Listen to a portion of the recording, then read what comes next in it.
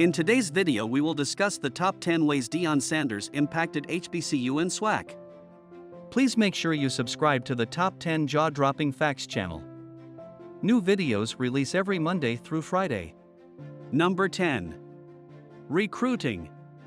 It has been since the 1960s that HBCU schools went after the top black recruits and successfully lured them away, and back then it was easy because few predominantly white schools in the South offered scholarships to black players.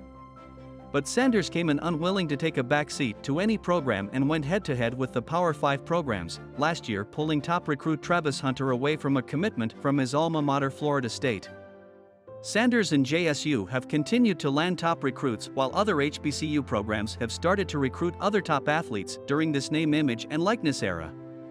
Suddenly, it has become commonplace for top black athletes to have at least one HBCU school on their recruiting visit list.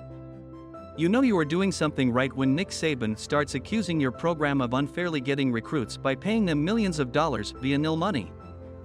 Number 9. ESPN exposure. Prior to Sanders coming aboard at Jackson State, HBCU and SWAC football had become almost an afterthought to the major networks, despite some high-quality football being played at the FCS level. But with some prodding from Sanders and knowing the man nicknamed Primetime is viewership and rating gold, ESPN came calling. Now, the SWAC has a game being played weekly on one of its platforms. And last weekend, to the dismay of much of its viewership, ESPN brought its college football traveling hype show, Game Day, to Jackson, Mississippi for the JSU Southern Showdown.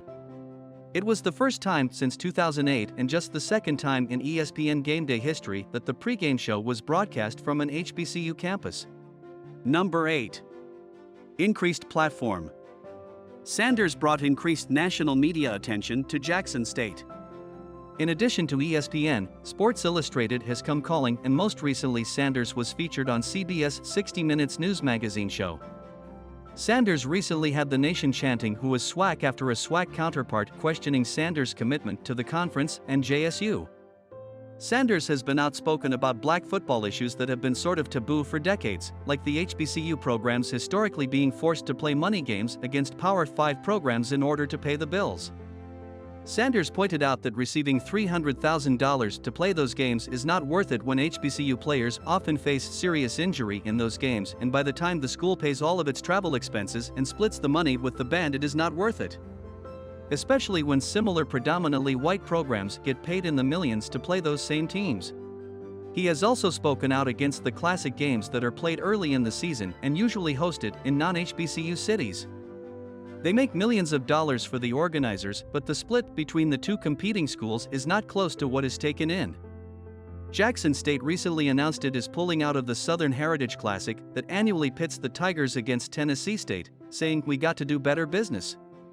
Sanders has also advocated for name, image, and likeness deals for HBCU players, and many now benefit from lucrative deals. Number 7. Economic impact.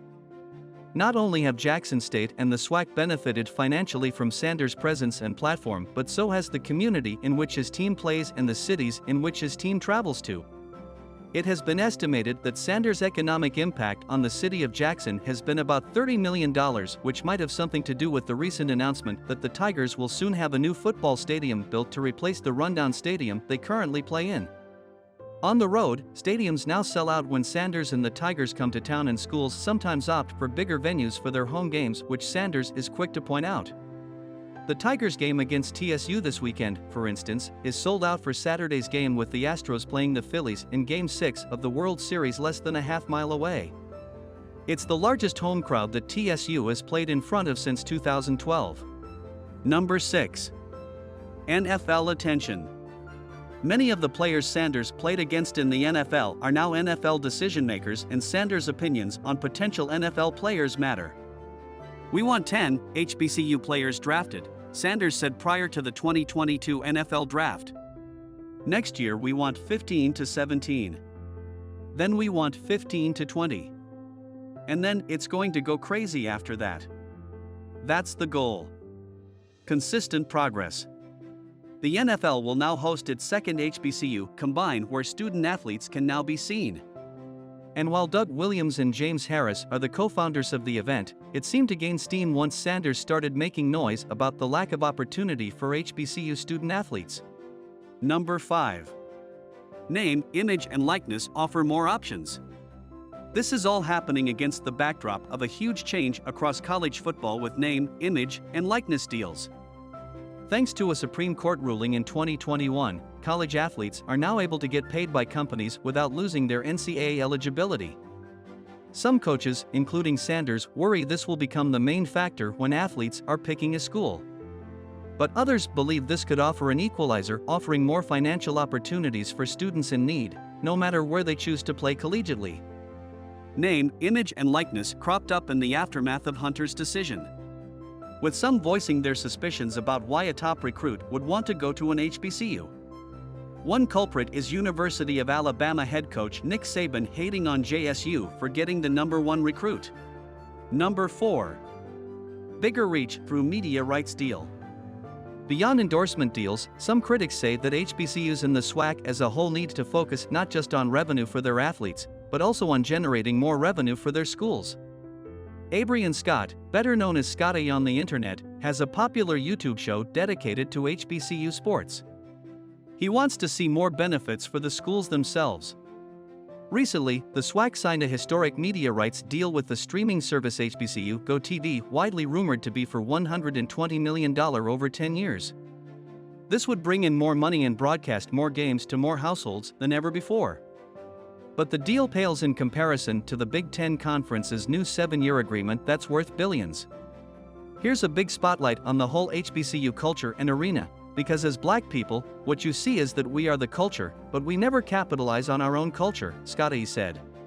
So what Deion is doing is like, hey, man, you guys got a product, you have a platform, you have sports, you have fans. We can do better with this. Number 3. Bringing equity to all conferences.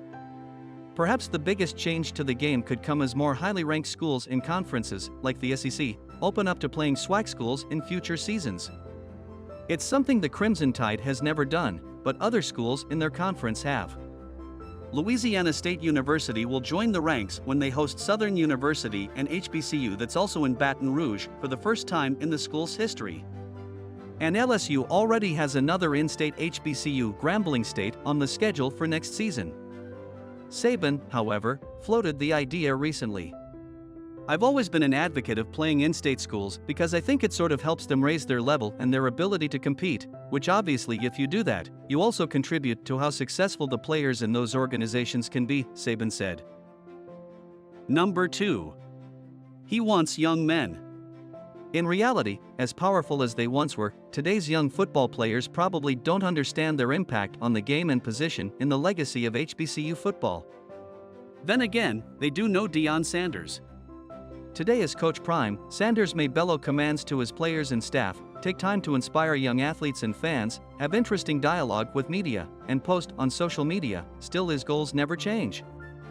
I recall from one SWAC press conference, he spoke of building young men to become great men in life where they don't just play football, but afterwards, they can have careers. Number 1. The primetime effect. Sanders' interaction with media usually comes towards the end of a 2-hour session. He has longtime reporters waiting with anticipation. Not with mere admiration, being starstruck, but as Sanders said on Monday, to have a relationship together. I am not sure Bill Belichick would have craftily handled the press the way Sanders had when he was at Jackson State University. I hope you enjoyed the ways Deion Sanders impacted HBCU and SWAC. Please comment below for any Deion Sanders info you think we missed. Do not forget to subscribe to the Top 10 Jaw-Dropping Facts channel. And new episodes release every Monday through Friday.